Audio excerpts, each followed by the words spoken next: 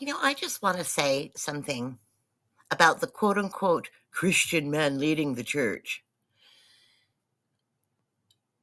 They need to swallow their pride and reflect because they've got 50,000 denominations all built around the teachings of Saul of Tarsus or Paul the Apostle. And they're all following this guy. But yet, and they're the quote unquote body of Christ. Well, don't you think they'd be a little more aligned than 50,000 denominations? So you've got all these men who are heading up this quote unquote church body, and they can't agree on anything. And what's really funny is you jump from one denomination to the other, and they're all teaching Paul with their little khakis and their smoke machines going and their little bands, right? They barely speak about Jesus because it's Paul now.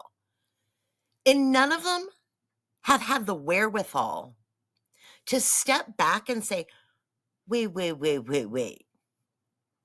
Why are we divided into 50,000 denominations, all with our own opinions and interpretations? When I read the Bible and I read the words of Jesus, he's clear. And not only is he clear, Jesus actually likes to repeat himself over and over and over. Just in case you didn't get it the first time, you'll get it like the 17th time he says it. But they don't see that because they're stuck in their pride. And instead of looking at the big picture and what's really going on is that they're chasing after Saul and his idols. What they're seeing is, well, we're right. My interpretation, I will watch these guys, right? Something will come up about Paul the Apostle and some kind of dispute. And all these guys with their khakis and their Bibles, holier than thou, come pulling up and start arguing with each other over, ready? Here it is. What Paul meant to say. And then they get into semantics arguments and they jump all over the Bible and they cherry pick verses to try to prove that, quote unquote, Paul the Apostle was teaching what they want him to be teaching and what because they have to be right. And the other 50,000 denominations saying that Paul meant something else, well, they're wrong. And then all the scholars are in the same trap. They're all arguing over, well, the semantics of this sentence with the semantics of that sentence. Just what did he say? Well, when Paul tells women to shut up, you have to put it in the context of my opinion. That means this. Well, when Paul said that, when Paul said he was it's okay to eat meat sacrificed to idols, he didn't really mean what you have to understand. No, what I understand is that in Revelation, Jesus said, don't do it 3 times. And Jesus is after the book of Revelation, where Jesus said that, is after anything Paul said or wrote that you're quoting. So I don't really care about, well, if you interpreted this, and here's the other one. Ready? Here's their prideful 50,000 denominations and all the fucking brilliant scholars out there that can't pull their dick out of their hands long enough to realize Paul himself says God's not the author of confusion. Well, then why the hell are all of you confused and arguing endlessly over Saul of Tarsus's word salad? Well, that's because you don't have the Holy Spirit to discern what he really meant. You know what he didn't really mean? Here's what he didn't say. What he didn't mean was don't eat food sacrificed in demonic sex cult temples. That's not what he meant. He never said that. Well, your conscience, and if your conscience is cleared, like idolatry is not real because we know there's one God. You know what? The demons know there's one God too. And he's sitting there telling people in Corinthians, well, that's not real. Excuse me? Go ahead and eat it. That whole demon idolatry thing, it's not like it's a commandment or anything. Like, are you kidding me? So since you know the demonic sex cult temples and the idolatry, that's not a real thing. Just, have confidence. Like, is that what Jesus taught? Is that what the commandment says? No idolatry? Well, unless you're strong, then you can eat the demon meat. like, why are they so confused? You know why they're confused? Because they're arguing over, well, what Paul meant to say, and if you had the Spirit to discern, you would think like me. You would think like us, like our denomination. Out of the 57 billion out in the world, we're the ones who really understand what Paul meant in his confusing BS long-winded pontifications that never seemed to end up with the one sentence he needed to say. Because James said it in like 5 or 6 words. Don't eat meat sacrificed to idols temples. Done. You know what Jesus said? Jesus said, don't eat meat sacrificed to idols. Done. It's not that confusing, Paul. And to all you quote unquote men out there, well, Paul said women have to shut up so we can spend, I don't know how many thousands of years arguing over what Paul couldn't figure out that Jesus did in 5 fucking words.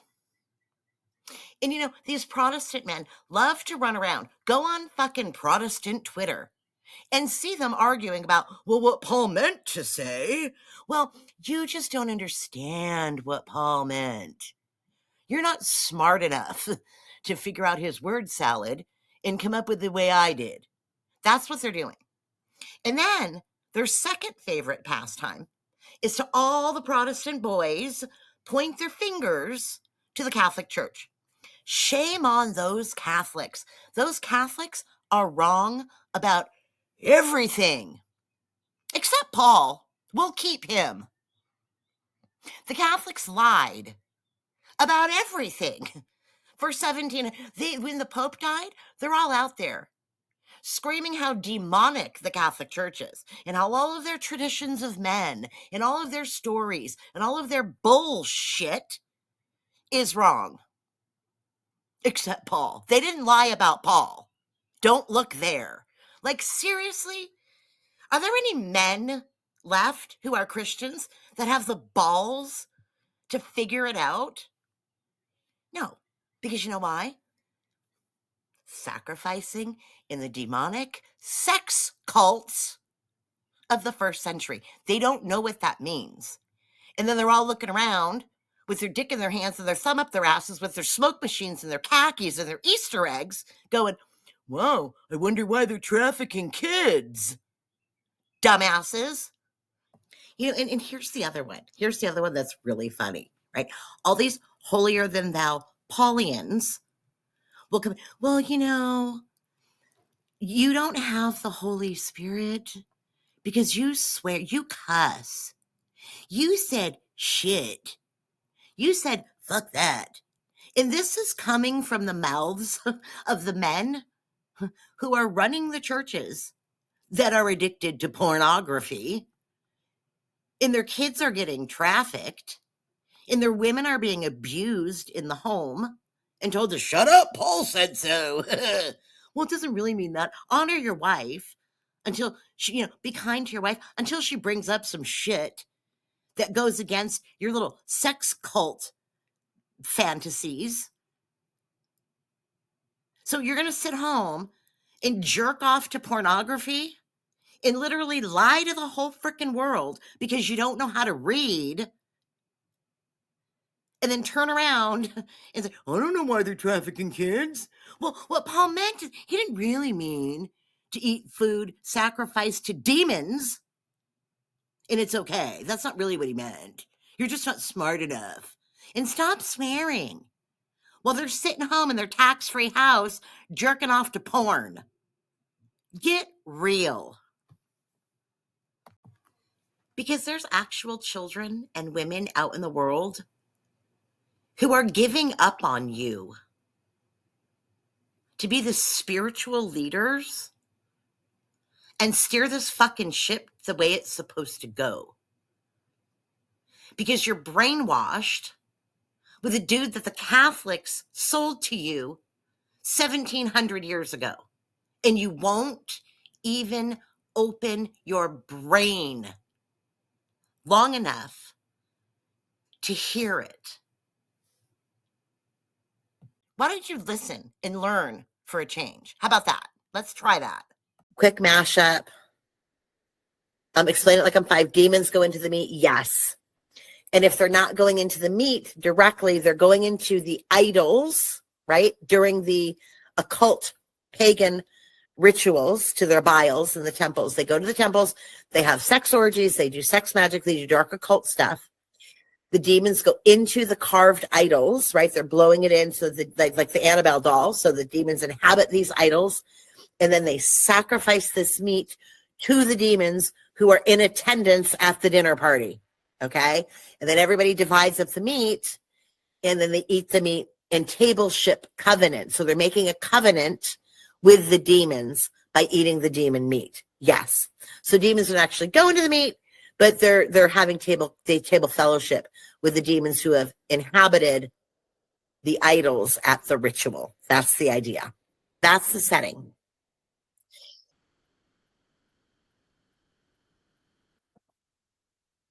The next thing I want to talk about is I refer in the upcoming part that you're going to watch how we added up that John Mark was the quote unquote certain men that came from James. And that came from like maybe a 10 video series that we did called Mayhem. Well, we haven't dropped the Mayhem series yet. So be patient. There's only so many things we can edit all at once from 6 years of work. But I thought that because I wanted to drop this right now, it's important to have that piece. So I'm going to sort of pull that piece out of the middle of the video series. So forgive me if it seems a little out of context and a little choppy, because I just want to give you that little part from a giant series on how we put together that John Mark was the quote unquote certain men that came from James. So I'm going to drop that in here. Eventually, we'll get that whole Mayhem series edited and posted. But like, I don't do this full time, and I do not, and will never take a dime for doing this. So I just don't have 24 hours a day to get 6 years of videos uploaded. I mean, we're still back in David in the Psalms, which was honestly the very first series that we ever did. You know, and I'm sitting on the Luke series. I'm sitting on the Mayhem series. We have a meat bile series. I mean, we have a lot of series. So, but I thought it was important to drop this now. So I'm just going to kind of pull that little piece about John Mark out of that big, long Mayhem series. All right, so we kind of introduced the food, the context, the first century context for the food thing. Now we're going to meet Mark, and we're going to see how they play with the name game that we referred to last time, okay? This is John Mark, and I think he's fantastic. And I just want to remind you, through other series, how many times I've sat here and said, thank you, Mark. And that's why I call Mark a sniper, okay? Because everyone else skips over Mark. They really do. And I like Mark. Actually, the book of Mark is my favorite of the 3 gospels, believe it or not. Because Mark doesn't pull punches. He doesn't, you know, I call Matthew, he's like Trump. Like Matthew babbles and like, you know, exaggerates. Like he uses a lot of hyperbole, you know. That's just Matthew's personality of the book. Mark, on the other hand, is just like, fuck that, here's what happens. Okay, he just like cuts it for you. And I really like that. So Mark is, you know, Mark is the guy sitting at the table, you know, who says 3 fucking words, but they're 3 words that are more important than anybody else's words the whole time. That's Mark. So he's your quiet sniper that just shoots that bullet right out and hits that target. With his words. And I've sat here more times than I can count and said, thank you, Mark. So let's see. Let's do a little review on some of the times. Just, I think I put 2 in here where Mark saved my ass. Right here, all the way back in Saul of Tarsus. The word that started it all. Right here, Herodian. Okay. Have a big thank you, Mark. This is a slide from back then. When Mark told me in Mark 8, Jesus cautioned them, saying, watch out, beware of the leaven of the Pharisees and the leaven of the Herodians. And I went, huh? What? Wait, what? Remember that? Yeah, that was Mark. That was Mark that gave us that whole string to pull. And this is from the Bread and Kisses video. If you haven't seen that one, whoa, we went down a big old rabbit hole from this one little sentence from Mark the Sniper. And he just threw that bullet in there and snuck it in. And everybody ignores Mark's words. But when Mark speaks, listen. And if you don't believe me, go watch the Saul of Tarsus Bread and Kisses video, because we went deep just from that. The other one is, I also said thank you, Mark, with this one. When we were talking about the sheep way back when, I think this is also from the Saul of Tarsus series. In the very first one where we introduced Saul. And Mark 3 said, the Pharisees departed and immediately gathered a council with the Herodians against him, so they might destroy him. So you put these two quotes together, right? And what we know about Mark and his little bullet, his little silver bullet, Mark knows that there's a problem with the Pharisees and the Herodians, and he sort of puts them together a lot. So Mark, let's just say, Mark's got an eye out for these fuckers, okay? If you're a Pharisee and you're a Herodian, you're not getting past Mark. He's the quiet guy at the table, but he's got his fucking eye on you. And we're going to see that through Acts. And the first place we're going to look is the very beginning of Acts, when everybody is scared and nobody stops to think, why are they scared? I wouldn't say that they're scared. I'd say they're going to panic. They're in panic here in Acts 9. Okay, let's find out why they're panicking. This is the part of Acts, we went through this in the Saul, so I'm not going to spend too much, belabor it. But here is Saul breathing his threats and murders against the disciples of the Lord. We also went through, it's in the David Psalms, the occult video, and in the Saul series, how we're talking about this in the Greek, this breathing threats and murder against the disciples. This is actually a cult with the breath, right? He's cursing them using demonology. Okay, it's black magic here and dark arts. And where is he going? Let's all remember what he's doing and where he's going. He's asking from the high priest. Okay, now who's the high priest? Herodian. Okay, this isn't James. He ain't going to James. He's going to the high priest. Okay, asking for letters to the synagogues at Damascus, so that anybody he finds that is following Jesus or belongs to the way, that he's going to persecute him. So he's working together with the high priest, the Herodian high priest. Okay, and he's asking for letters, and we have Damascus, and we have black magic.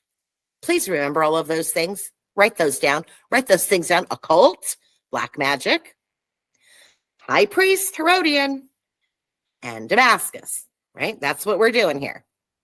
And we're going to go down here. And we're going to Jerusalem.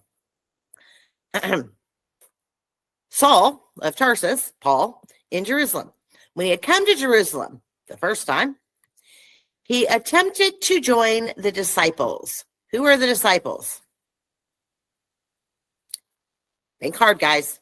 Okay? He attempted to join the disciples, and they were all afraid of him. Now, this doesn't say apostles. Apostles wouldn't be scared of shit. But the disciples, those are the students of Jesus. They're not appointed as apostles for the messengers. We talked about what apostle actually means and what that word means in a previous video in the Mayhem series. Go watch them. All of Jesus's, because Jesus has crowds of people, right? So he's got 70 fucking people he sent out at one point. So these are his students, okay? But they were not actually appointed to be apostles delivering the message. And they didn't believe that he was a disciple. So they're like, we don't believe this fucker, okay, who supposedly got converted on the road to Damascus. We're not believing this asshole. But Barnabas took him and brought him to the apostles.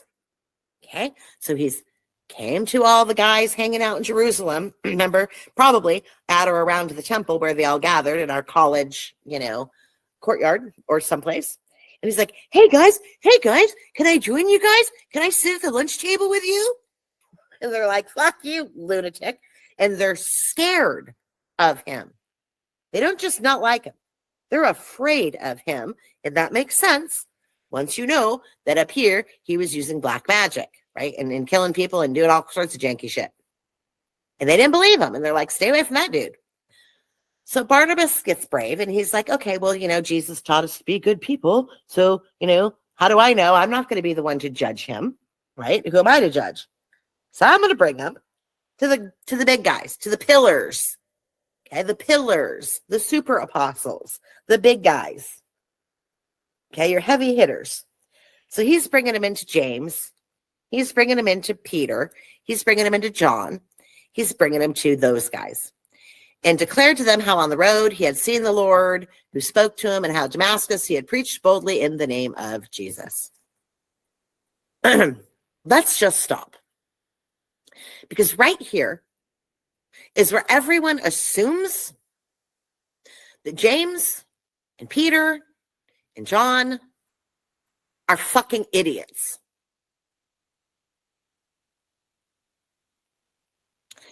If you yourself personally were the brother of Jesus, okay, or an apostle that he walked with, talked with, and witnessed fucking everything, who he taught you all the parables and everything to be warned of, right?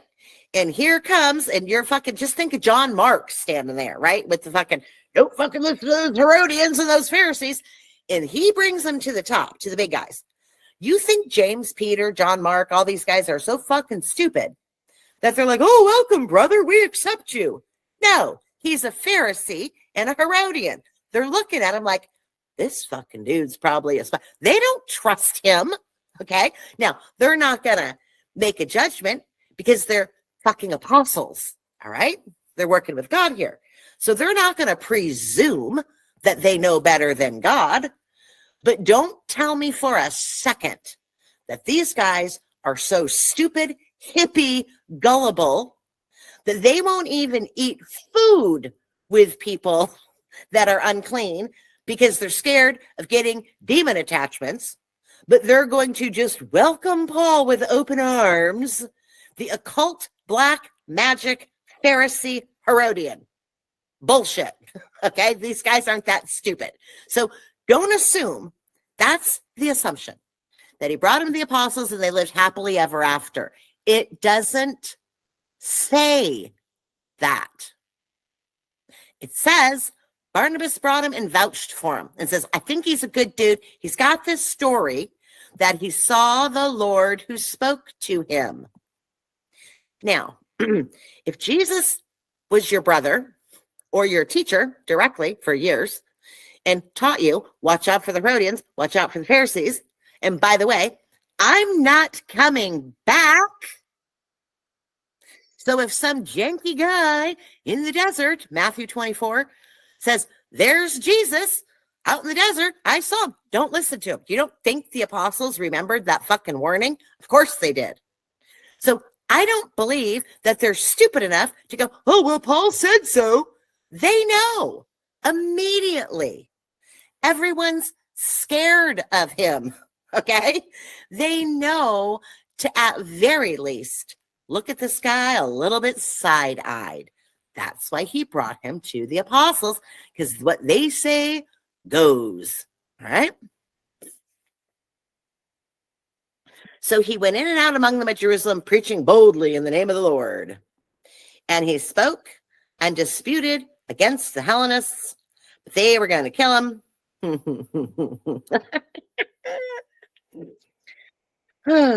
So Paul meets the apostles, okay, supposedly, and put a pin in that, okay, because we're going to see a different story in a little bit. But supposedly he meets the apostles. Who, which ones, we don't know, okay? Some apostle or two he meets. And then he goes in and out among them at Jerusalem. Well, the apostles never said that. But he begins preaching. He goes in and out among who? We assume it's the apostles. No. He goes in and out among the people. Okay? Preaching boldly in the name of the Lord. So Jerusalem is kind of a big place, guys. Okay. So Paul starts preaching shit, and he's preaching janky shit. And how do we know that he's preaching janky shit? Because they wanted to fucking kill him already. So he just opens his mouth, literally on the same page as he's doing occult shit, gets down here, opens his fucking mouth, working with the high priests, the Pharisees, right? Comes to these guys, brings them to the apostles, and then he didn't say the apostles accepted him, didn't say the apostles welcomed him with open arms, didn't say the apostles broke bread with him and had a covenant meal. No, just says, brought him to the apostles and vouched for him. And he went out and started preaching shit, and then they wanted to kill him. Already. He hasn't even got started yet. All right. And when the brothers, okay, the disciples, the apostles learned this, which means, was he really going in and out among them, the apostles? No. Because if they were in and out among the apostles, they'd know what he was teaching. It took a minute for the apostles to learn this, that he's running around teaching janky shit, and everybody wants to kill him. So what do? They sent him off to Tarsus. They sent him off to Tarsus. Where's Paul from? Tarsus. So basically, this is really nice, fancy biblical language that says they sent his ass packing back home. All right? That's what they did. You know what, Paul? Nice try. Take your ball and go home. That's what just happened. They just sent him home. Okay. There you go. Do I have to keep going? Yes, we do. Now, right after Paul goes home, right after they send him home, guess what happens next? The very next fucking sentence after he's sent home. So the church throughout all Judea, Galilee, and Samaria had peace and was being built up. They sent him home, so the church throughout the whole place is now at peace. What does that tell you about Saul of Tarsus? This is how we meet him. Yet for some reason, every fucking church in the world is loving Paul, named after Paul, following Paul, St. Paul this, St. Paul that. Fuck Paul, dude. He's a fucking problem. And he's been a problem from the beginning. And what's really funny about this, and you know, translators are so janky. I always tell you guys this. Notice how verse 31 starts with the word so. So is a clause. It's not the beginning of a sentence. How many times do y'all write in English and start the fucking sentence with the word so? You don't. So is a conjunction. It goes in the middle of a sentence, okay? But in Greek, they don't have punctuation, right? So all these pretty little numbered verses and pretty little titles like Saul in Jerusalem, that's not biblical, guys. That's from the translators putting that in there for you because they think you're stupid, okay? When you read it in Greek, it all just goes together. There's not a comma to be seen. There's no exclamation points. There's no periods. You have to figure out what they're saying based on the context of the words and the language and the clauses that are in the Greek. And that's how you figure out how to read Greek. There's no periods and commas in Greek. So what this actually says, okay, is he went in and out wrong. I mean, like, this is such a long sentence. You can see how there's so's and buts all around because it's one big sentence. He came to Jerusalem and to join the apostles and blah, blah, blah, blah, blah, blah. And when the brothers learned this, they brought him down to Caesarea and sent him off to Tarsus. So the church all throughout Galilee and Samaria had peace. That's how you read it. Put the so with the sentence before it, and it makes a lot more fucking sense. But you're not reading it in Greek. You're reading it in English, which is why there's so much that's missed. Okay. So there we have that. So I'm not going to say that they were scared of Paul. These guys were in a fucking panic. Okay? I would say panic would be the reaction. Okay? Remember, these people are scared of him. Wrong Acts. Let me go over here. These people are scared of him. They were seeking to kill him. I wonder why. Saul's like, oh no, I met with the apostles. Remember he said he had met with them? We're going to find out a little bit more about that later. Put a pin in all this. And then the very next thing, after his breathing murder, right before he supposedly converted with his occult threats and murders on the road to Damascus, he's literally doing black magic. And while he's doing black magic, suddenly a light from heaven shone around him. There's no repentance. There's no baptism. There's just, he's doing occult black magic and a light from heaven came around him. That's the story.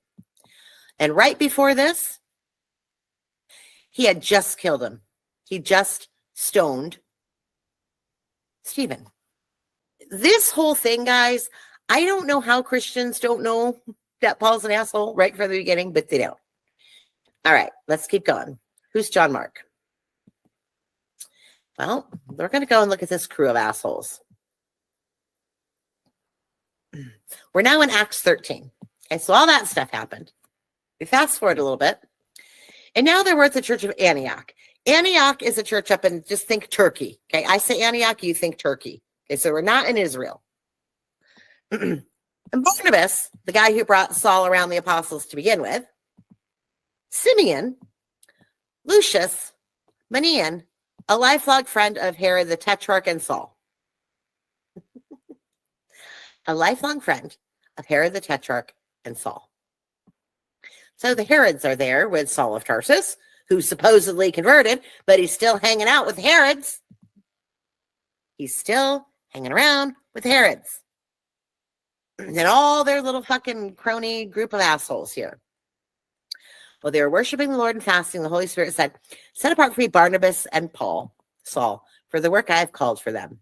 And after fasting and prayer, they laid their hands on them and sent them off. So being sent out by the Holy Spirit, they proclaimed the word of God in the synagogues of the Jews. I thought Paul was only supposed to teach to the Gentiles.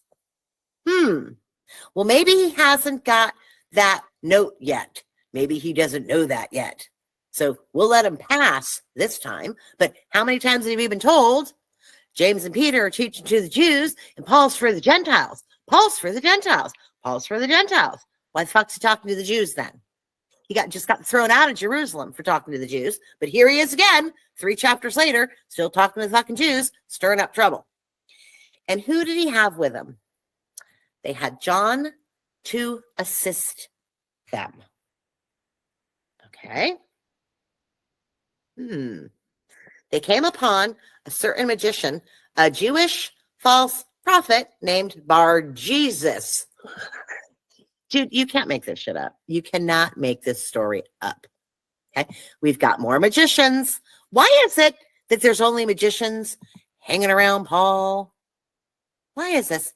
Why is that we only have magicians hanging around Paul? But anyway, I digress. The point that I brought you here was that they had John to assist them. Now, this word actually means follow them around and keep a fucking eye on them. And why do you think he's following them around? To keep an eye on him. Well, because all the shit that just happened in Jerusalem. Okay? That's why John is there, to keep an eye on him. So over here, he's running around Antioch with his crew of assholes, and they had John to assist them. Acts 15. Let's go there. I'm not going to show you the verse. I'm just going to read it to you right off my screen.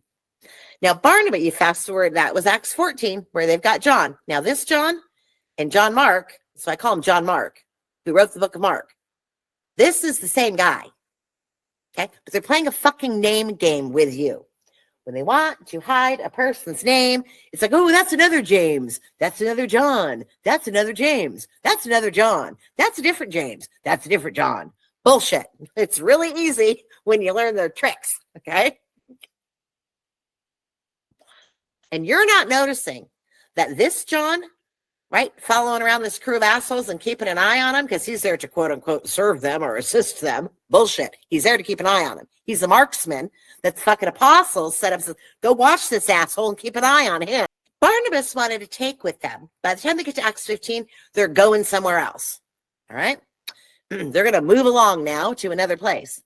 And Barnabas wanted to take with him and Paul John called Mark.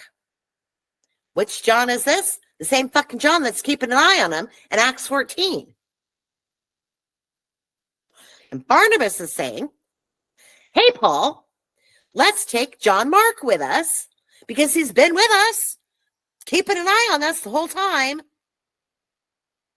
But Paul thought best not to take with them one who had withdrawn from them in Pamphylia and had not gone with them to the work.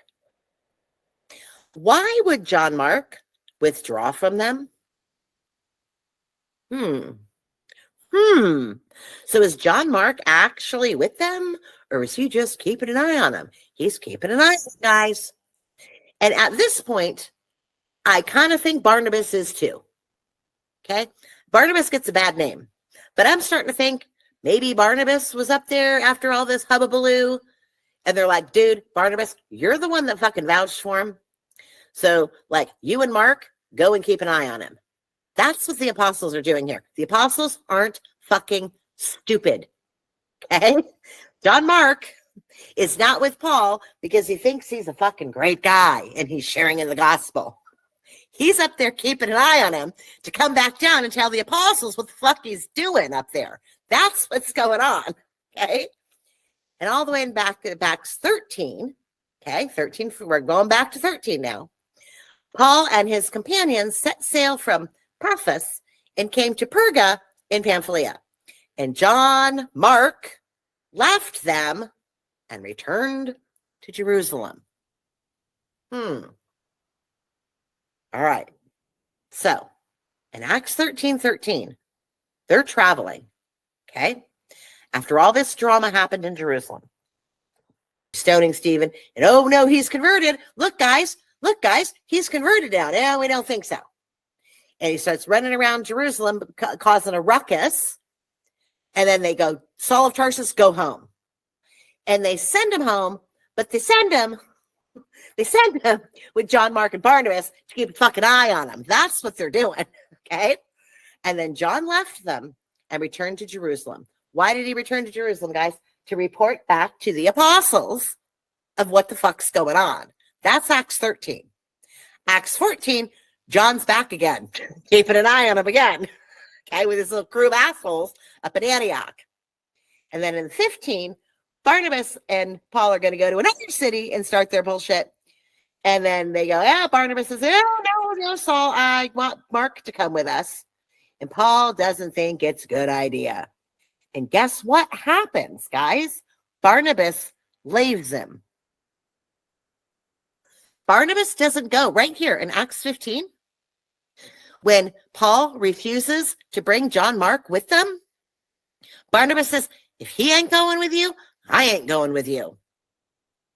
And then Mark and Barnabas go off on their own, and Paul's out in the world now.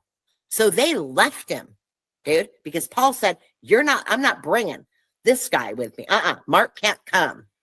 John Mark can't come. You know why he can't come? Because in Acts 13, he left us. He had withdrawn from them and had not gone to work with them. Why did he withdraw from them in Pamphylia? Because he went back to Jerusalem to fucking tattle on him. That's why. And then he's back in Acts 14, keeping an eye on him again. And then Paul's like, oh shit, we better leave. And Barnabas goes, okay, come on, Mark, we're leaving. And Paul goes, that John Mark guy's not coming with me. I learned from him the last time when he went down and reported to the apostles all the janky shit I was doing. That's John Mark. That's why the apostles know that shit is going wrong already. The apostles aren't stupid. Okay? These are not stupid men who embraced Paul and gave him a big hug and welcomed him in. This is Paul. This is Saul of Tarsus. Okay. This asshole comes walking into your congregation, is working with the high priests, getting things for Damascus to kill people. And he's a Herodian and a Pharisee. John Mark's like, I'm watching this asshole. I'm keeping my eyes on this asshole. So they're following him around. Now, the letter to Galatians, I always say, is the book from hell. And it's really hard when you read Paul to pick the biggest book from hell, because they're all from hell. Galatians is from hell. Corinthians is from hell. It's all from hell. But I think the biggest book from hell, like the top hell book, would be Galatians. And we're going to see that. Stay tuned.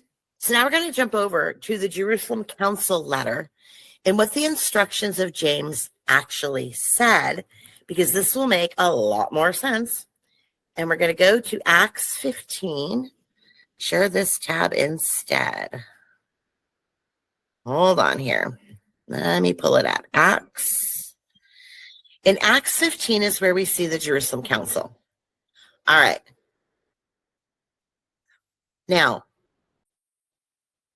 okay, there's a few things that I wanted to clear up before we get into the main video, which is something we did several years ago that I'm going to go ahead and post now.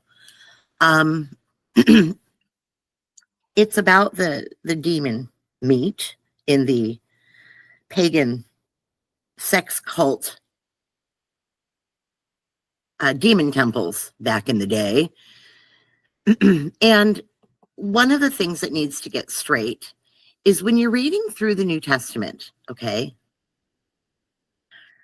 whenever it says, quote unquote, Jews, modern churches, we've already done this, go back to the book, chapter 7, right?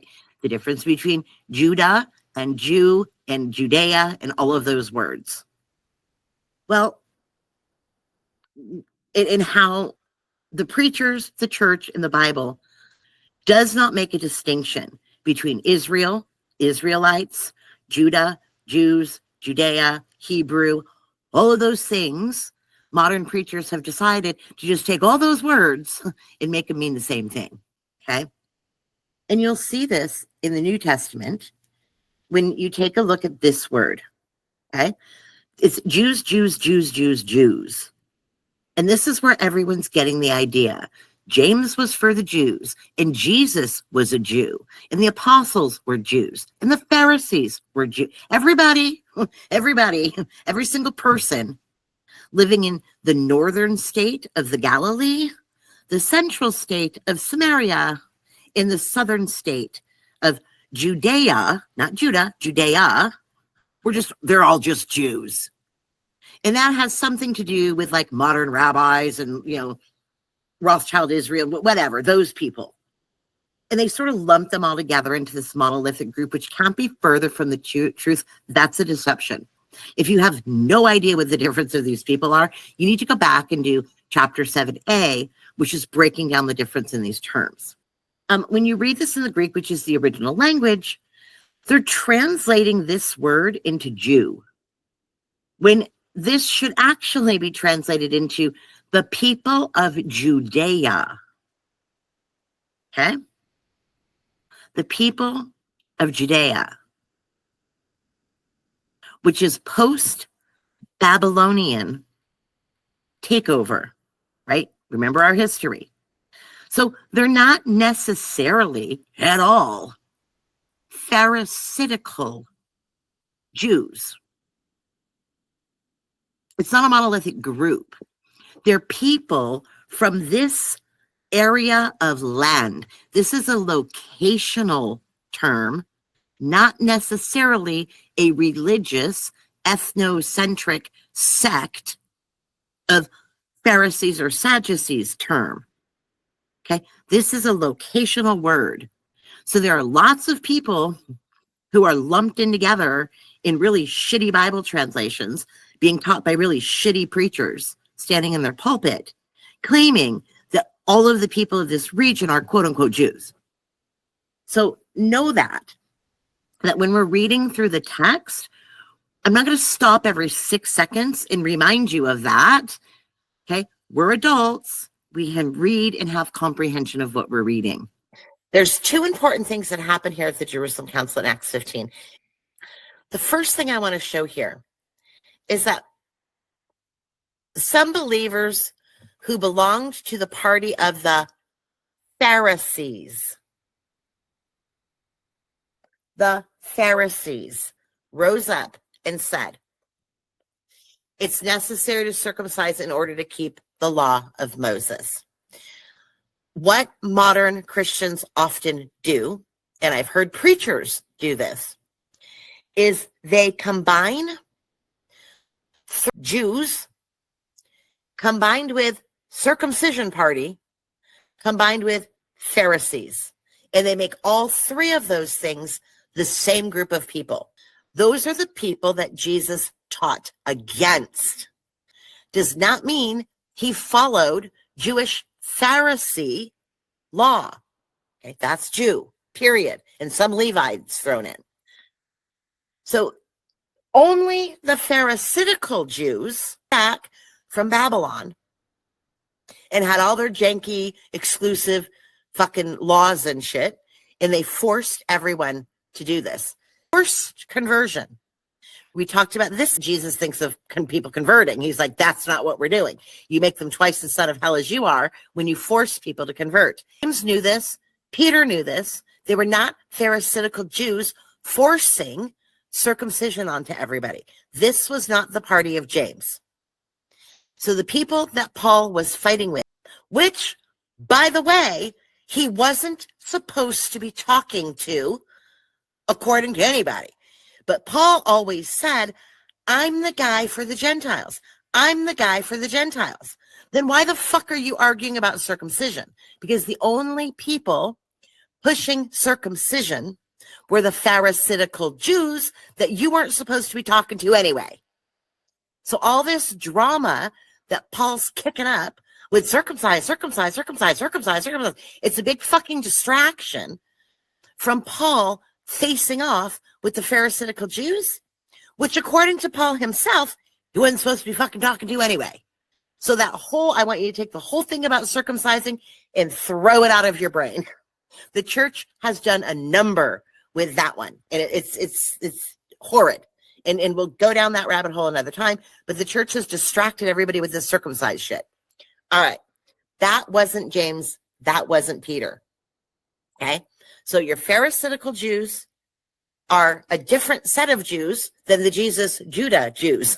Okay. The Jesus David Jews. Totally different. Totally different. Okay. So there you go. So some believers who belong to the Pharisees said it's necessary to circumcise in order to keep the law of Moses. So that's what they're arguing about. That's why Paul got his ass hauled down to Jerusalem to begin with, because him and Barnabas were fighting with the Pharisees, even though they weren't supposed to be talking to the Jews, because supposedly, according to Paul, he was supposed to be the guy to the Gentiles. All right. And I say supposedly according to Paul, because you're going to see that right here too. The next thing is Peter stood up. Okay. I want you to look right here.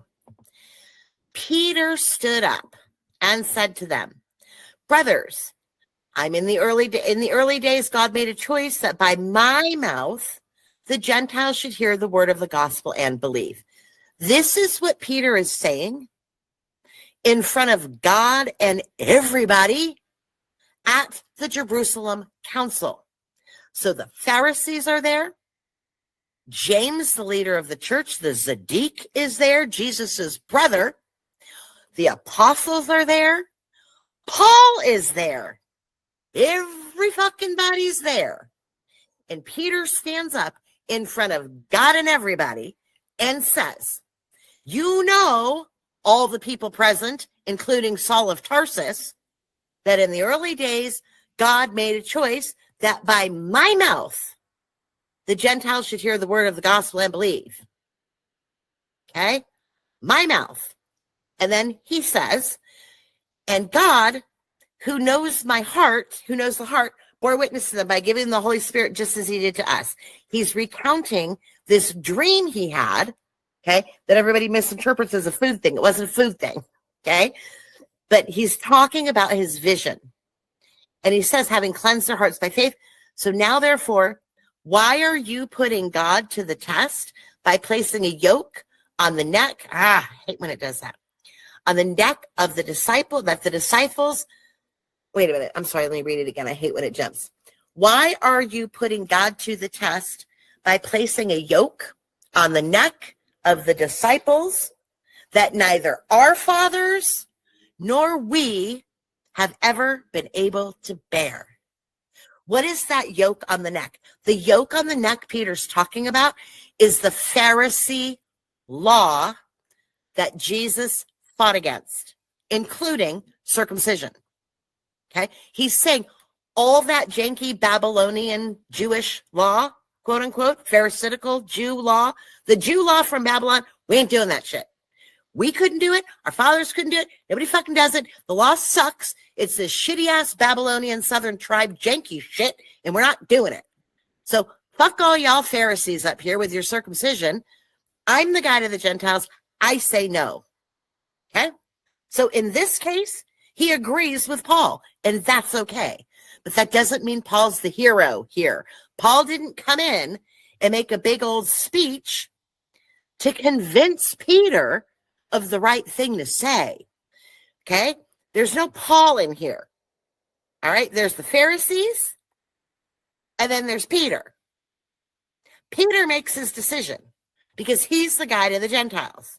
Okay? We'll be saved through the grace of the Lord Jesus Christ just as they will. No, we're not doing the janky Pharisees. So he bitch slaps the Pharisees and says, I'm the guide of the Gentiles. And he said it in front of Paul. He said it in front of James. He said it in front of the elders. And he said it in front of the apostles. And he said it in front of the fucking Pharisees. So there should be no debate anymore. Peter has spoken. And nobody disagreed. You know why nobody disagreed? Because the whole assembly fell silent. This is not about Paul convincing people not to circumcise. They already knew this. They're from the Old Testament. That's what this is. Okay? Then they listened to Barnabas and Paul as they related to all the wonderful things God had done through them. Yeah. Okay, Paul, whatever. After they finished speaking, it doesn't say Barnabas and Paul gave a big speech about circumcising. No, they're just sitting there babbling about random shit. And after they finish speaking, James, the Zadik, stands up, and the final word comes with James. Okay? Listen to me, brothers. Simeon, here we go with Simeon. We're going to play the name game again. Simeon is a Hebraic form of Simon Peter. It's Peter. But they can't do that because they're screwing you up playing the name game again. But that's Peter. Simeon is Peter. Has related how God first visited the Gentiles to take them from a people for his name. And with this, the words of the prophets agree, as it's written. After this, I will return. I'll rebuild the tent of David that is fallen. I will rebuild it, its ruins, and restore it. He's talking about reuniting the tribes of David. Okay? And all the Gentiles who are called by my name, who makes these things through name. So he's invoking David and reuniting the tribes of David. He's hearkening all the way back.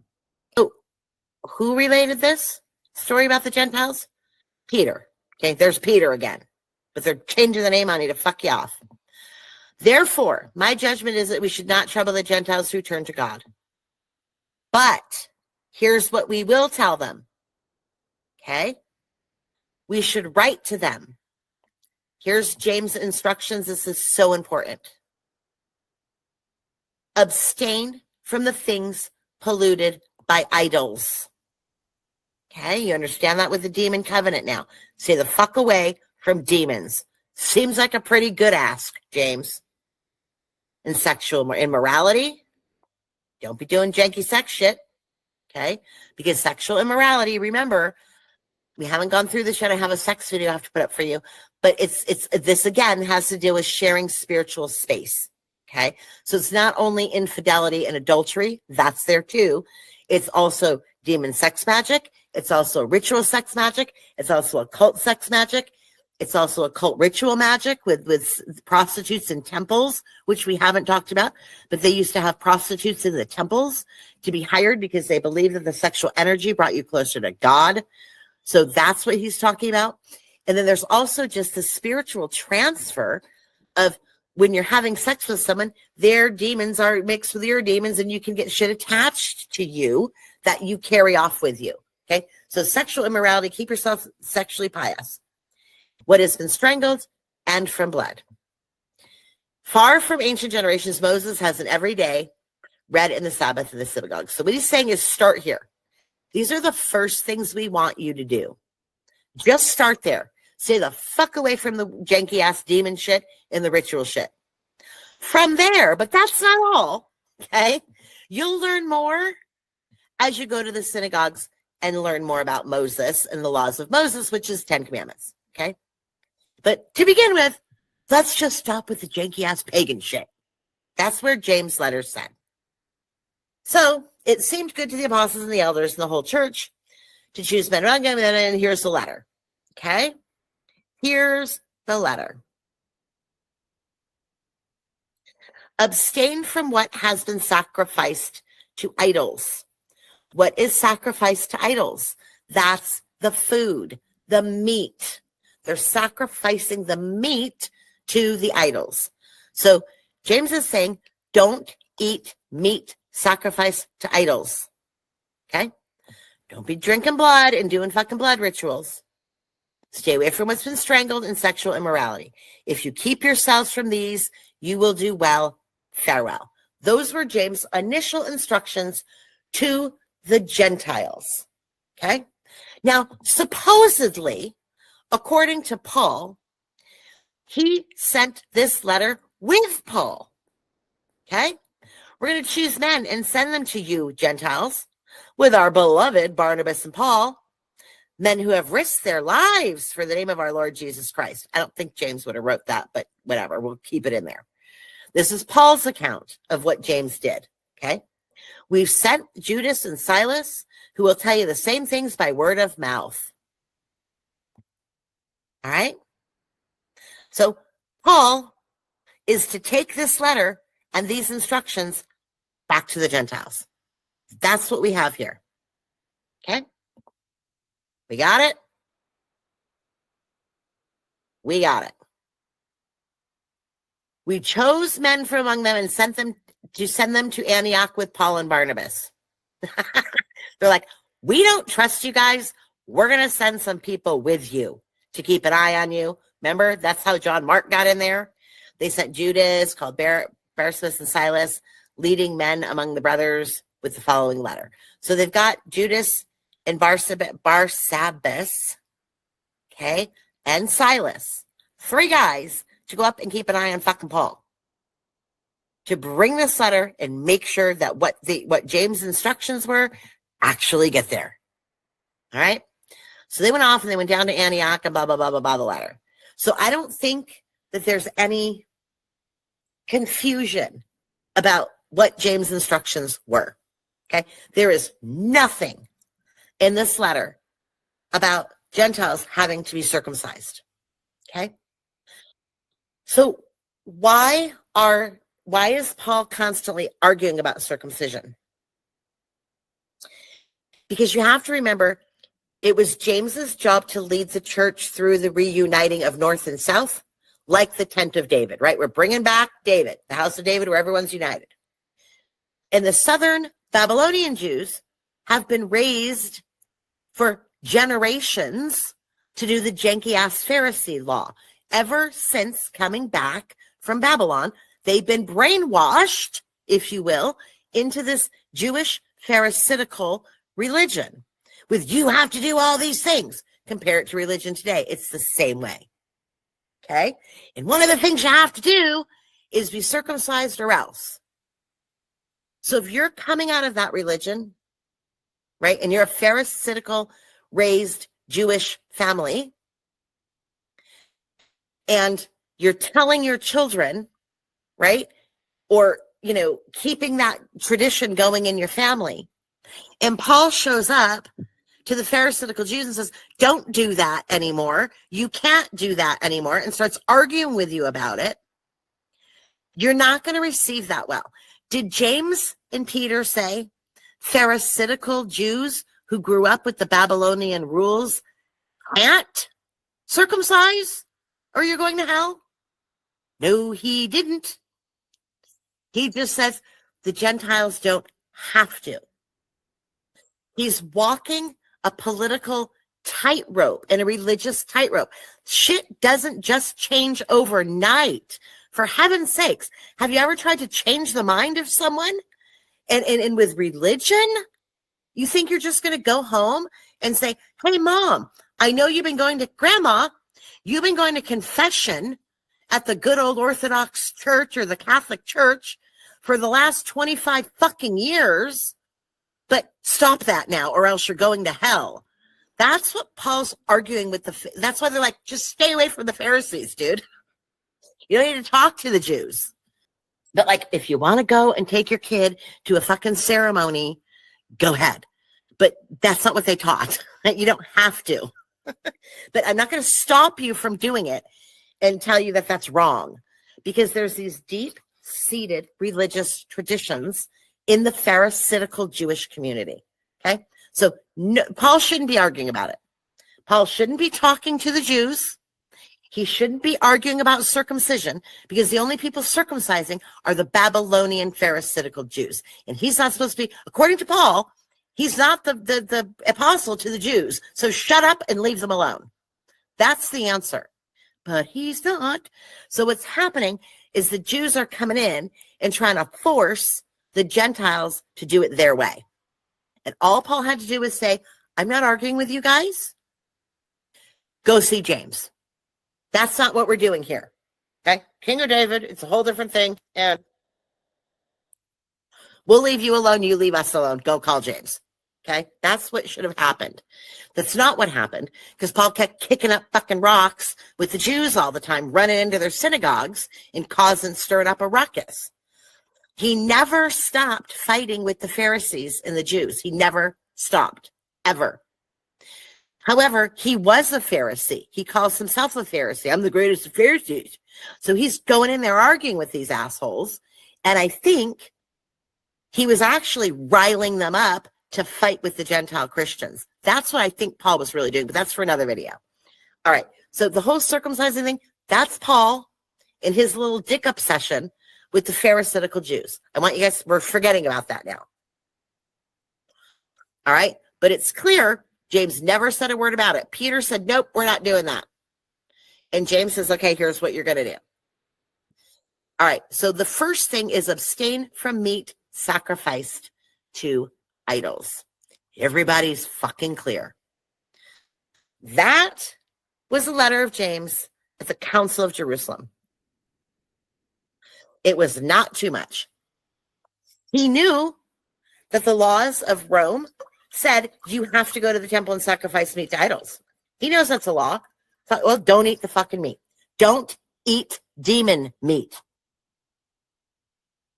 Because if you eat meat that's been sacrificed to idols, you are making a tableship fellowship with the demons. And according to demonology, you're going to have a whole nother host of problems. So stop doing it. He said, don't fucking eat the demon shit. Okay? That's what he said. Really fucking clear. All right. He said nothing. He said the Gentiles do not have to be yoked with the burden of circumcision or any of the other janky Babylonian Pharisaical law. We ain't doing that, right? Him and Peter said, we're not doing that Pharisee shit, which includes circumcision. End of fucking story. I don't want to hear about it again. All right. Now, in Galatians, interestingly enough, is Paul's account of the Jerusalem Council. So let's see what Paul thought of this ruling. Okay? And we're going to go to Galatians 2. I went up because of a revelation and set before them, though privately, before those who seemed influential, that's your apostles, the gospel that I proclaim, to make sure that I was not running or had run in vain. Okay? But even Titus, who was with me, was not forced to be circumcised, though he was a Greek. Well, yeah, because they weren't teaching the Pharisaical law, dumbass. He acts like it's some sort of fucking big victory on his part. No, they never said you had to be circumcised. I don't know what Paul's still talking about. He's making it sound like he won this victory at the Jerusalem Council. Even though he was a Greek, he wasn't forced to be circumcised. Well, of course not. Okay? But because the false brothers secretly brought in, who slipped in to spy out our freedom we have in Christ, so they might bring us into slavery, to them we didn't yield even for a moment. Well, who do you think is the false brothers that secretly brought in? I'm telling you, it was John Mark, and we went over that in the Mayhem series, and I referred back to it 100 times. John Mark slipped in to keep an eye on this asshole. That's what happened. Okay? And from those who seemed to be influential, the 12 apostles again, what they were makes no difference to me. Those, I say, who seemed influential added nothing to me. So he's basically saying the entire fucking Jerusalem Council was a waste of my time. On the contrary, when they saw that I had been trusted with the gospel to the uncircumcised, to the Gentiles, just as Peter had been entrusted with the gospel to the circumcised, to the Jews. Huh? What?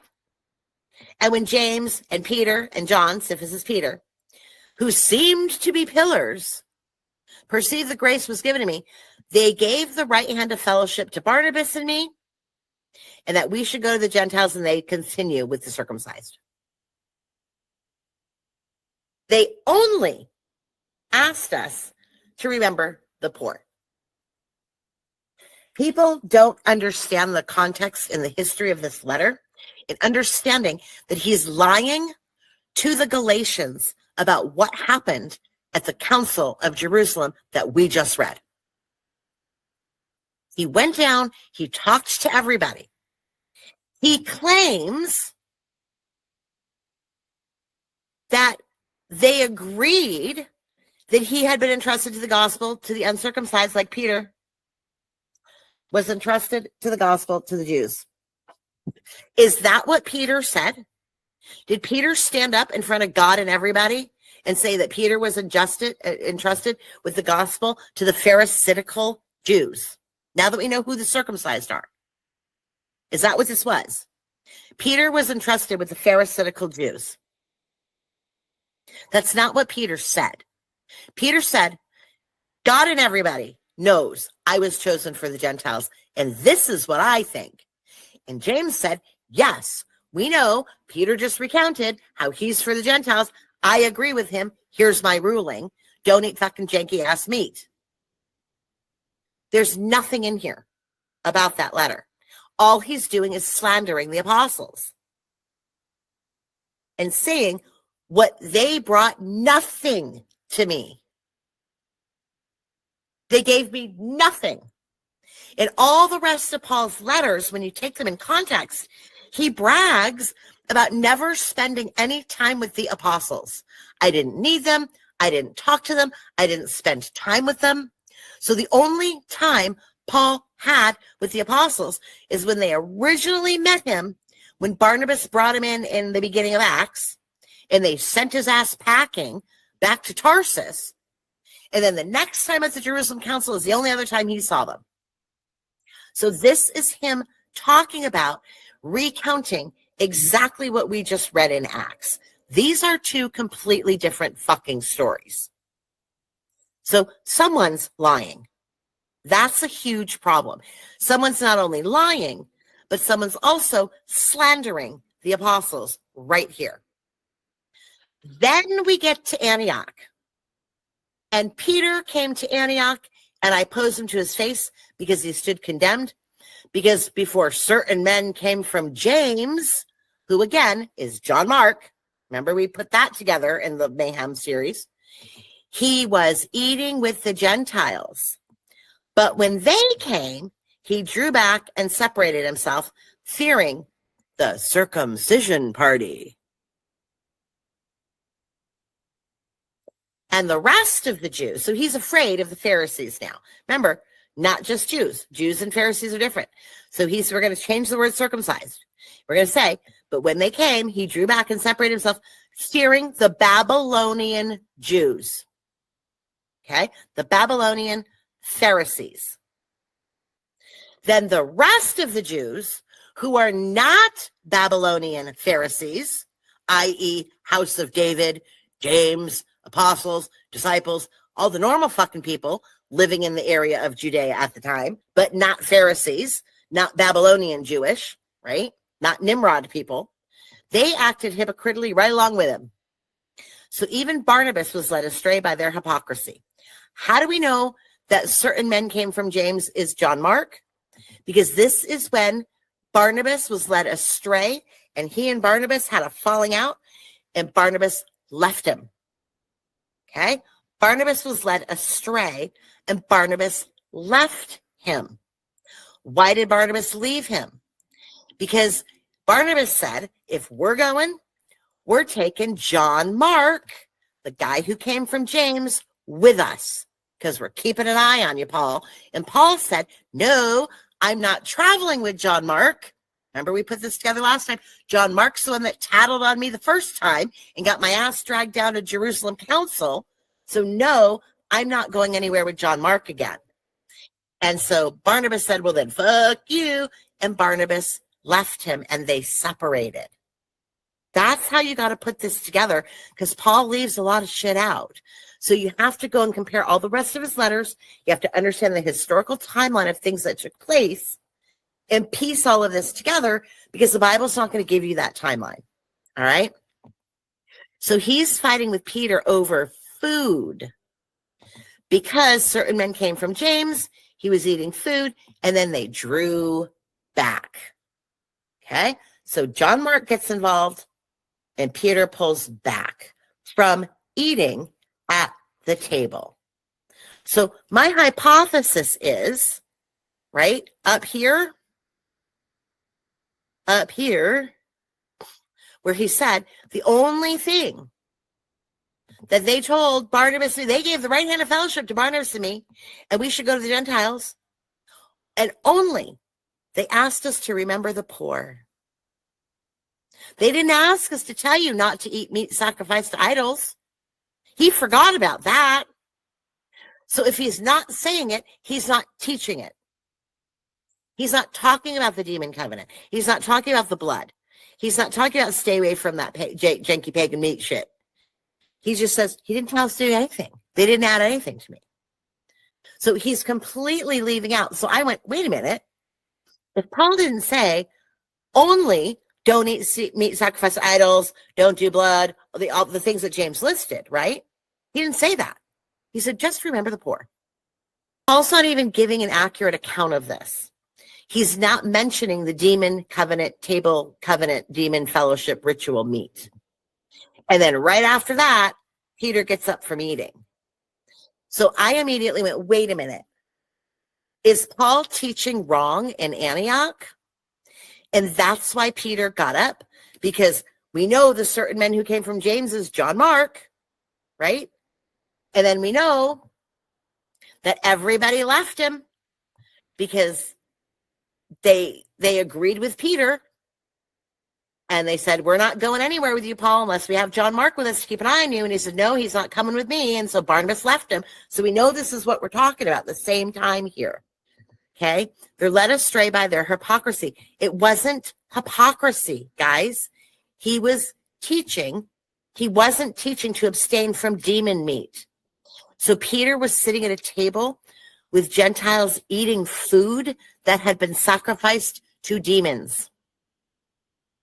And when he learned that from John Mark, who'd been spying on Paul at Antioch, he withdrew and said, I can't have table fellowship with you because this asshole Paul is teaching you the wrong thing and spreading the wrong fucking news all over town.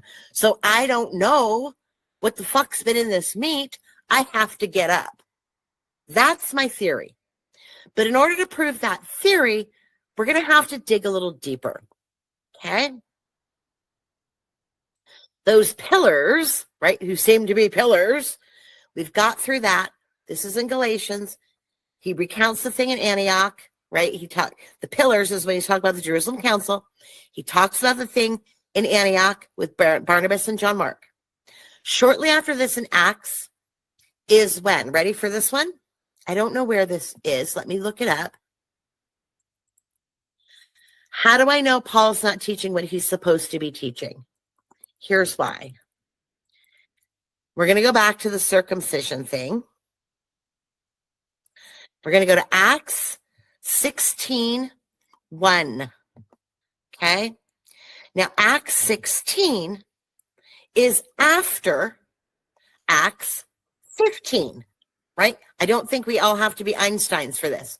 Acts 16 is after Acts 15. So over here at Acts 15, we're in the Jerusalem Council where Peter said, I'm the guide of the Gentiles. And James says, yes, you are, in front of God and everybody and all the elders, right? And Paul and everybody. And they said, no, we're not circumcising Gentiles. If the Jews want to do it, because they've been raised that way for generations, let them do it. We don't care. We're not interfering there. But the Gentiles don't have to do the Babylonian law. Okay? That's where we ended up. And don't eat meat sacrificed to idols. This just happened in the Jerusalem Council. And supposedly, according to Paul, they sent the letter with Paul, so everyone should fucking know. It should be clear as fuck. James didn't speak fucking a foreign language here, okay? He said it clearly. Everyone got it. And he wrote it. The Zadik has spoken. But yet, apparently, Paul missed the memo. Because over here, Timothy is going to join these guys. And Timothy was the son of a Jewish woman, but his father was a Greek. Paul wanted Timothy to accompany him, and he took him and circumcised him because of the Jews who were in that place, not because of the Pharisees, because the Jews, we know there's a difference, who were in those places, for they all knew his father was a Greek.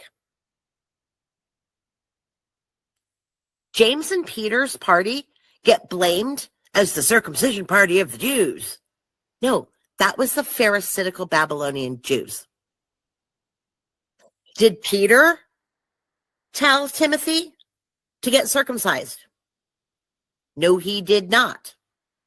Did the Pharisaical Babylonian Jews tell Timothy to get circumcised here in Acts 16?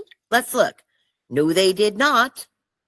Did mean old James, the law, the mean old James is friends with James. He's about the law. Was James telling Timothy he needed to get circumcised? No, he was not. Who told Timothy that he needed to be circumcised?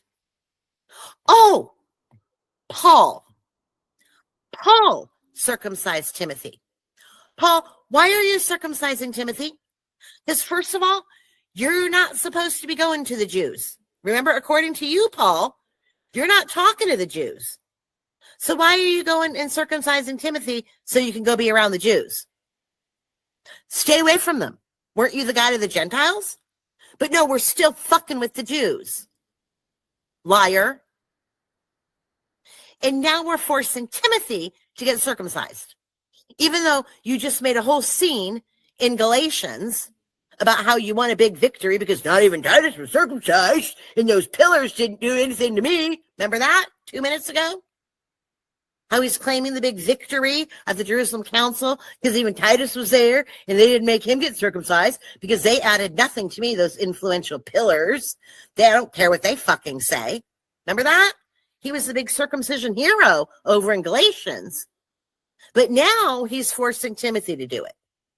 Why? There is no circumcision drama except for Paul because he's stirring shit up. That's why. All right, so that's my first clue, that he's doing two things, literally the next chapter. First of all, Peter's for the Gentiles. So the first mistake is Paul claiming he's the guy for the Gentiles in Galatians, okay? And then because that's a lie. It was Peter, and it's always been Peter. The next one, nowhere in the Jerusalem Council they say, yeah, but Peter, we're sorry, we're giving it to Paul. Never. They didn't even trust him to take the letter by himself. James sent 3 other fucking peoples with him. James sent 3 other men with Paul to make sure the letter got there. Okay? Like, he's not like, oh, we're going to pass the mantle of the Gentiles to you and take it away from Peter. That never happened. Okay? That never happened. Not a Jerusalem Council. Yet here we are. And they said no circumcision. Peter and James said no circumcision. Paul didn't even speak about it. He didn't convince anybody of anything. He was just sitting in the audience with his thumb up his ass the whole time. Peter and James did this. But yet 1 fucking page later, Paul's over here circumcising Timothy. Why? Because the Jews in those places, spooky Jews in those places. Shut up, Paul. All right. Now, so we know he's already slandering the apostles, teaching janky shit, screaming at Peter about the demon meat, which literally James just did, right? Just gave that ruling. Didn't say anything about it to the Galatians. Telling him how he screamed at him in his face for eating with the Gentiles. Now he's over here cutting off Timothy's foreskin, all right, which we don't know why, because nobody told him to, okay? But does he teach about demon meat? Does he actually teach about demon meat? Yes, he does. And not only is he teaching about demon meat, and there's a lot of places that he does, okay? But I'm going to show you Romans. I don't know where it is. So let me look up. It's in Romans. And the reason I want to show, it's in other places too. But I want to show you the ones in Romans, because the one in Romans is talking about, the ones in Romans is the latest, which means like he didn't repent and figure it out later, okay? He didn't repent. He didn't figure it out later. He didn't change his doctrine. He didn't grow in wisdom over the course of the time from the Jerusalem Council and bashing everybody in Galatians all the way until he's writing Romans. He's still sticking with not following James's directions. That's what I'm trying to show here. So he didn't follow their directions about circumcision. And again, he's not doing this here either. So can food that is publicly displayed as offered to an idol be blessed and bring honor to God? Paul's directive in 1 Corinthians, okay? Don't eat food that someone openly declares has been offered in a sacrifice. So he talks about it in Corinthians. He talks about it again in Corinthians 8, has food and idolatry and all of that stuff, okay? And in Romans 14, so it's all the same thing. So from Corinthians to Romans, he's still teaching the same janky ass dispute. The same janky ass shit. All right, so we're going to go right here to Corinthians, 1 Corinthians 8. So it's not like his doctrine changed.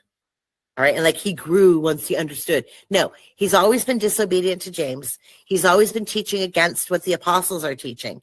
He's never done the instructions that James gave. Okay, so now about food sacrifice idols. We know that we all possess knowledge, but knowledge puffs up while love builds. So about food sacrifice, we know that an idol is nothing. There is no God but one. So even so-called gods. I did a whole piece on this chapter in another video, but basically to summarize quickly for you, he said, don't ask, don't tell. He said, go ahead, sacrifice, eat the meat that's sacrificed to idols as long as you have a clear conscience. So if in your mind, you don't think that you're sacrificing to idols, it's okay. So like walk into the Bible picnic, eat the meat sacrificed to idols. As long as in your heart, You're like, I'm not really sacrificing it to Baal. It's okay. Don't tell. But if someone who's weak and doesn't know the difference, well, don't eat meat in front of them because you don't want to fuck them up. That's what he's saying. So go ahead, go to the Moloch festival, eat the meat, just, know that it's not real and you're good. And I did a whole thing on this. Okay, so he's in the don't ask, don't tell, but go ahead, eat the meat, no problem. So he's already not teaching what James instructed him to teach. Now, when you actually understand what that means, right? With the demon meat, table, ship, covenant. They had the covenant with the demons going all the way back to the beginning, and understanding the first century fertility cults, sex cults, black magic, occult going on. The demons were becoming in covenant with the attendees at the dinner party because the demons were inhabiting the idols. That's why they say don't eat food sacrificed to idols, because the demons are inhabiting the idols. They all have a dinner party and they make a covenant with the demons. And Paul's like, don't worry about that. As long as you believe there's one God, it doesn't matter. Because demons aren't real. Idols aren't real. Well, that's why James says in his book, the demons believe. Oh, you believe in one God? You do well. The demons believe. You see that? That's what James is freaking addressing. It's Paul's entire doctrine about as long as you just believe in one God, the other gods and the other idols, they don't matter. Go ahead and eat the meat. And James comes back and bitch slaps him in his letter and says, oh, you believe in one God? Good for you. The demons believe, dumbass.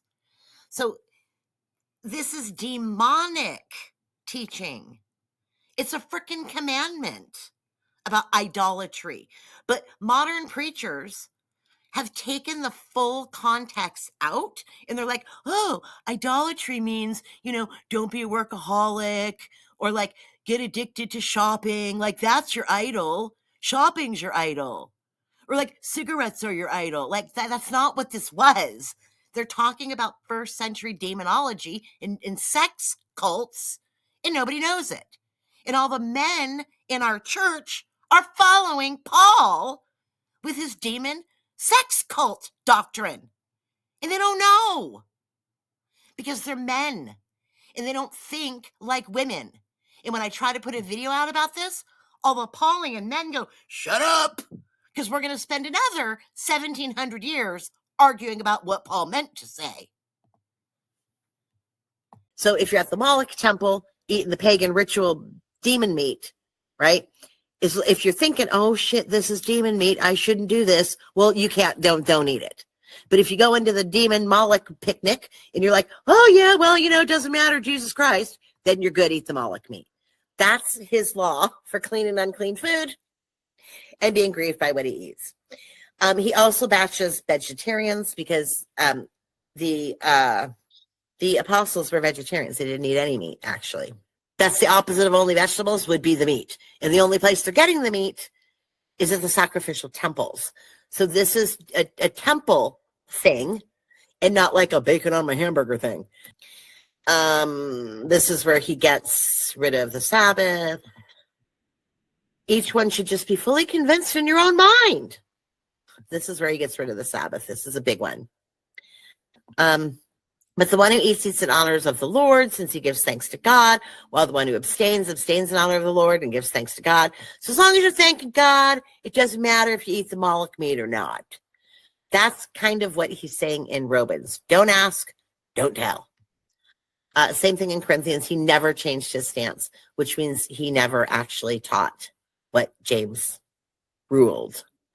And since he never taught what James ruled about circumcision of Timothy, he made Timothy get circumcised, so he's lying about that. He's teaching it's okay to eat meat sacrificed to idols.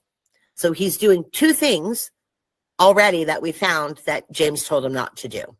Okay, so I want to point that out, that he's not a consistent teacher. And I think that is why Peter got up from the table. And you'll see that if you read the extra biblical texts, like, the Acts of the Nazarenes and, in the homilies, but we're not doing that. We're just strictly piecing this together using biblical text. All right, so let me go over to Acts 20:21. And this is important because this is where James kind of bitch slaps him, and James catches him because, of course, word's getting back to James and all the janky shit he's been teaching. And he gets in trouble for his teachings.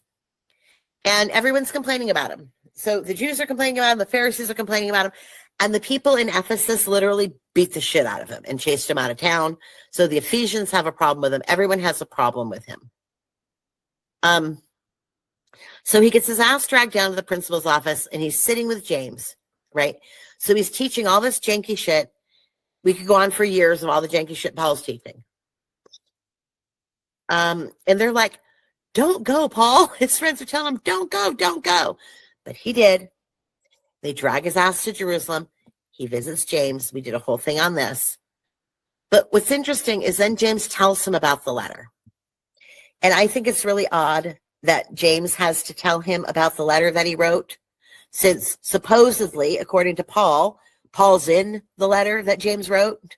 Like, our beloved brother Paul, who sacrificed his life for Jesus. Remember I said at the beginning, I don't think that's in there?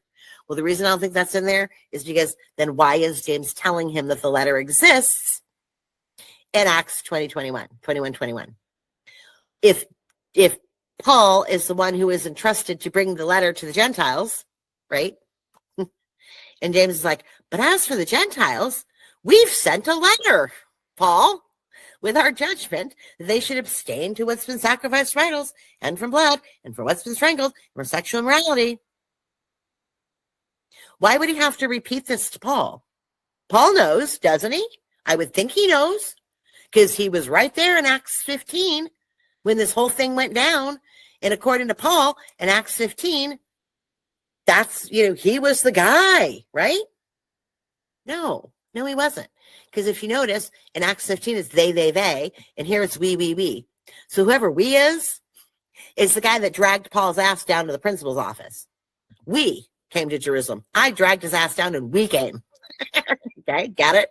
Ass down. We depart, we drag his ass down. And James recounts to him, tells him about the letter, which seems really janky to me, and people just skip over that. I'm like, why is James telling him about the letter if Paul was in the letter and Paul carried the letter and Paul was the hero of the day? It doesn't make any sense. There's just two separate stories. And then he said, Paul, you have to go and take your Nazirite vow, okay? Because everyone's furious at you for your shitty-ass teachings. And he asks him, he tells him right here, he said, the Jews who are zealous for the law, and he's talking about the law of Moses here. He didn't say Pharisees.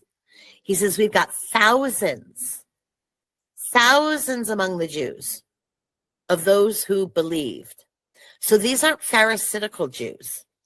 These are Jesus Jews, House of David Jews, people who live in the Southern Kingdom Jews, but not necessarily Babylonian Pharisees, okay? People have to separate those terms. So you've got many thousands among the Jews who are believers. So they're now Christians. And they're zealous for the law of Moses, the 10 Commandments.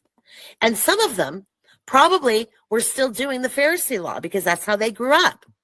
And they've been told about you that you teach all the Jews who are among the Gentiles to forsake Moses. Well, what specifically about Moses? I mean, there's more. But what specifically about Moses and let's just take the 10 Commandments. What commandment is he teaching them to break by worshiping and eating demonic sex cult covenant meat? That would be idolatry. Like the top of the list. Like we haven't even gotten down to the sexual immorality and the coveting and all that kind of stuff, right? We're just on the idol part. But people, the knowledge has been taken as to what idolatry in the first century meant. You're teaching against Moses, the law, the 10 Commandments. You're telling them not to circumcise their children or walk according to our customs. Did James ever say, tell the Jews not to follow Moses? Did James ever say, tell the Jews who grew up in this Babylonian thing not just to not circumcise their kids if they want to? Like, that's not what it is. If they want to, they can. But the Gentiles don't have to. So you're telling all the Jews, whether Pharisees or House of David Jews, but they're believers now, and you're jacking them up. You're telling all the Jews who are among the Gentiles not to circumcise, walk according to our customs. You're telling them to forsake Moses and the 10 Commandments. He's like, what's to be done, Paul? The fuck are we going to do with you? Because they're going to know you're here. And they've been trying to hunt you down, dude. So you're going to do what we tell you. We have 4 men under a vow. That is the Nazirite vow. Okay, it's a very serious vow. We've talked about this in, I think, the Mayhem series, right? Take these men and purify yourself with them. Pay their expenses so they may shave their heads. And this also is, they have to do an offering at the temple as well. They do an offering, a celebration offering. Thus, all will know that there's nothing in what they've been told about you, but that you yourself live in observance of the law. And this is actually what the Hebrew roots guys are getting a hold of, is this tension with the quote-unquote law.